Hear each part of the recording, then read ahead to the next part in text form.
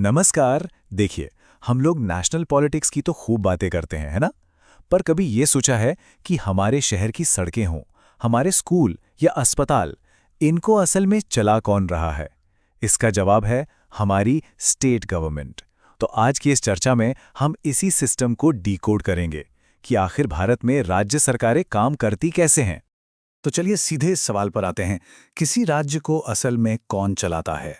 और शायद ये जानकर थोड़ी हैरानी हो कि इसका जवाब कोई एक इंसान नहीं है, बल्कि ये तो की प्लेयर्स की एक पूरी टीम है, जिनकी अपनी अपनी कॉन्स्टिट्यूशनल रोल्स हैं। तो इस पूरे सिस्टम को समझने के लिए हम इसे 5 हिस्सों में देखेंगे। पहले गवर्नर, फिर चीफ मिनिस्टर, फिर स्टेट लेजिस्लेचर, उसके बाद देखेंगे कि कानून बनते कैसे हैं और आखिर में समझेंगे कि ये सब मिलकर काम कैसे करते हैं। अच्छी बात यह है कि अगर आपको केंद्र सरकार का स्ट्रक्चर थोड़ा भी पता है तो ये सब काफी जाना पहचाना सा लगेगा। तो चलिए शुरू करते हैं। सबसे पहले बात करते हैं गवर्नर की।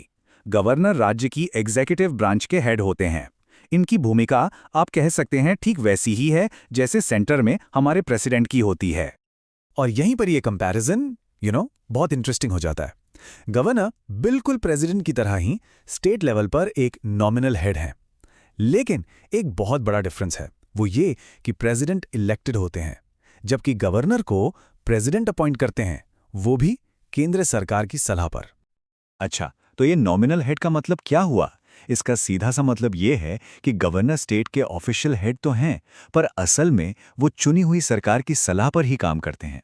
वो एक तरह से सेंटर और स्टेट के बीच एक जरूरी कॉन्स्टिट्यूशनल ब्रिज का काम करते हैं। वैसे तो संविधान गवर्नर को कई इंपॉर्टेंट पावर्स देता है, जैसे चीफ मिनिस्टर को अपॉइंट करना या बिल्स को मंजूरी देकर कानून बनाना। पर इन सारी शक्तियों की चाबी छिपी है आर्टिकल 163 में, जो साफ कहता है कि गवर्नर को लगभग हर काम चीफ मिनिस्टर और उनकी काउंसिल ऑफ मिनिस्टर्स की सलाह पर ही करना होता है। चलिए अब आते हैं उस पद पर जिसके पास स्टेट की असली एग्जीक्यूटिव पावर होती है, चीफ मिनिस्टर। ये राज्य की चुनी हुई सरकार के मुखिया होते हैं। ये स्लाइड गवर्नर और चीफ मिनिस्टर के बीच के रिश्ते को बिल्कुल साफ कर देती है। एक तरफ है अपॉइंट किए गए नॉमिनल हेड और दूसरी तरफ जनता के चुने हुए असली लीडर। बात सीधी सी है, गवर्नर सलाह पर काम करते हैं और चीफ मिनिस्टर ही वो सलाह देते हैं। तो कोई चीफ मिनिस्टर बनता कैसे है? ये पूरा प्रोसेस सीधे जनता के वोट से शुरू होता है। स्टेट असेंबली इलेक्शंस के बाद गवर्नर उस पार्टी या कोalition के लीडर को सरकार बनाने के लिए इनवाइट करते हैं जिसे मेजॉरिटी मिली हो। शपथ लेने के बाद चीफ मिनिस्टर अपनी टीम यानी काउंसिल ऑफ मिनिस्टर्स बनाते हैं। संविधान ने इन दोनों पदों के बीच एक फॉर्मल रिलेशनशिप भी बनाया है। आर्टिकल 167 के मुताबिक ये चीफ मिनिस्टर की ड्यूटी है कि वो गवर्नर को स्टेट के एडमिनिस्ट्रेशन और कानून बनाने के प्रपोजल्स के बारे में इन्फॉर्म करते रहें। ये एक बहुत ही जरूरी कॉन्स्टिट्यूशनल डायलॉग है। अब हम सरकार के उस हिस्से पर आते हैं जो सीधे सीधे जनता की आवाज है, स्टेट लेजिस्लेचर। ये वो जगह है जहां राज्य के लिए कानून बनाए जाते हैं। आर्टिकल 168 के हिसाब से राज्यों में 2 तरह के लेजिस्लेचर स्ट्रक्चर हो सकते हैं। ज्यादातर राज्यों में तो सिर्फ एक ही सदन होता है, जिसे हम विधानसभा कहते हैं। लेकिन हाँ, कुछ राज्यों में 2 सदन भी हैं। आइए जरा इन दोनों सदनों का फर्क समझ लेते हैं। विधानसभा, जिसे लोअर हाउस भी कहते हैं, इसमें मेंबर्स को सीधे जनता चुनती है और असली लॉ मेकिंग पावर इसी के पास होती है। वहीं दूसरी तरफ है विधान परिषद यानी अपर हाउस, जो बस कुछ ही राज्यों में है और इसके सदस्य इनडायरेक्टली चुने जाते हैं। इसका रोल ज्यादातर एडवाइजरी ही होता है। सिर्फ 6। ये नंबर साफ दिखाता है कि ज्यादातर स्टेट्स को लगता है कि भाई एक ही सदन काफी है, शायद प्रोसेस को सिंपल रखने के लिए। और मजे की बात यह है कि कॉन्स्टिट्यूशन का आर्टिकल 169 पार्लियामेंट को यह पावर देता है कि वो किसी भी स्टेट में ये दूसरा सदन यानी विधान परिषद बना भी सकती है और चाहे तो खत्म भी कर सकती है। तो ये लेजिस्लेचर कानून बनाते कैसे हैं? चलिए एक बिल के एक्ट बनने के इस सफर को ट्रेस करते हैं। देखिए, सारे बिल एक जैसे नहीं होते।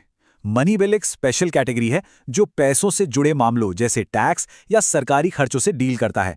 इसका प्रोसेस इसलिए अलग है क्योंकि ये फाइनेंशियल मैटर्स में सीधे जनता द्वारा चुनी गई विधानसभा को ही सुप्रीम पावर देता है। तो कोई भी कानून कैसे बनता है? प्रोसेस कई स्टेजेस से गुजरता है। एक बिल इंट्रोड्यूस होता है, उस पर सदन में बहस और वोटिंग होती है और आखिर में उसे गवर्नर के पास उनकी मंजूरी के लिए भेजा जाता है। और ये आखिरी स्टेप सबसे क्रूशियल है, क्योंकि गवर्नर की मोहर के बिना कोई भी बिल कानून बन ही नहीं सकता। तो हमने गवर्नर, चीफ मिनिस्टर और लेजिस्लेचर को अलग-अलग देख लिया। अब देखते हैं कि ये सब एक साथ मिलकर एक सिस्टम की तरह कैसे काम करते हैं। लेकिन रुकिए, ये पिक्चर अभी भी अधूरी है। इसमें एक तीसरा और बहुत ही इंपॉर्टेंट पिलर भी है, जुडिशरी। हर स्टेट में एक हाई कोर्ट होता है जिसका काम ये देखना है कि सरकार और लेजिस्लेचर दोनों ही संविधान के दायरे में रहें। ये एक तरह से सिस्टम का रेफरी है। तो इस पूरी चर्चा का सार क्या है? यही कि गवर्नर एक कॉन्स्टिट्यूशनल हेड हैं। असली ताकत चीफ मिनिस्टर और उनकी कैबिनेट के पास है, और कानून बनाने का काम विधानसभा करती है, जो जनता को रिप्रेजेंट करती है। कुल मिलाकर ये सेंटर की तरह ही एक पार्लियामेंट्री सिस्टम है। और ये पूरी बातचीत हमें एक बहुत ही गहरे सवाल पर लाकर छोड़ देती है। स्टेट और सेंटर के बीच पावर का ये जो इतना डेलिकेट बैलेंस है, ये आखिर भारत की फेडरल आइडेंटिटी को शेप कैसे करता है? ये एक ऐसा सवाल है जो हमारे लोकतंत्र की जड़ों तक जाता है ना? सोचने वाली बात है।